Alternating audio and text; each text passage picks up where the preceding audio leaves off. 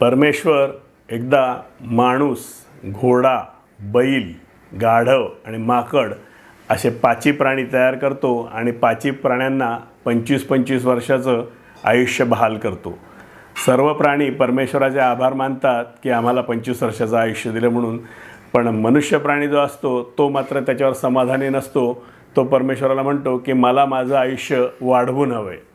त्याच्यावर परमेश्वर म्हणतो आता माझ्या हातात काहीच नाही, मी तुमच्या 5 जणांमध्ये ते वाटून टाकलेलं आहे। तू इतर प्राण्यांना विचार, ते जर तुला त्यांचं आयुष्य देत असतील तर बघ।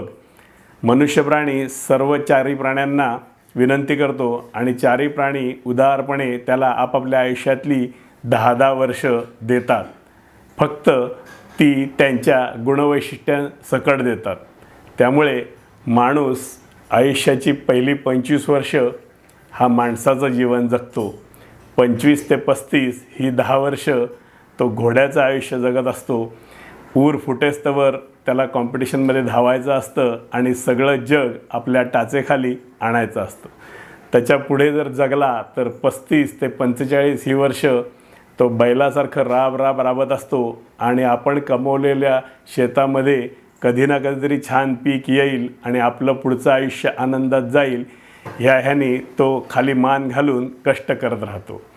45च्या पुढे जर तो जगला तर 45 ते 55 हे तो आयुष्य गाढवासारखं जगत असतो, कारण त्यावेळेला त्याला सगळेच गाढवात काढत असतात, अगदी त्याच्या कुटुंबातले आणि त्याची मुलंसुद्धा।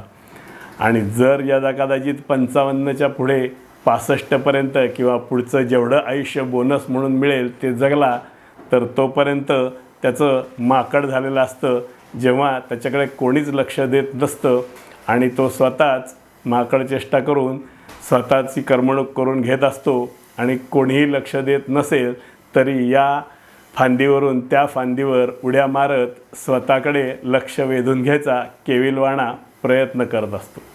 काय मित्रांनो, तुम्ही नक्की आयुष्यातल्या कुठल्या स्टेजमध्ये आहात? किस्सा जर आवडला असेल तर नक्की लाईक करा आणि आपल्या मित्रमैत्रिणींनाही पाठवा। आणि हो, आजपर्यंत चॅनल सबस्क्राईब केलं नसेल तर हा चॅनल सबस्क्राईब करायला विसरू नका, ज्याचं नाव आहे अड्डा आनंदाचा। असाच नवीन किस्सा घेऊन पुन्हा भेटूया, तोपर्यंत काळजी घ्या। गणपती बाप्पा मोरया।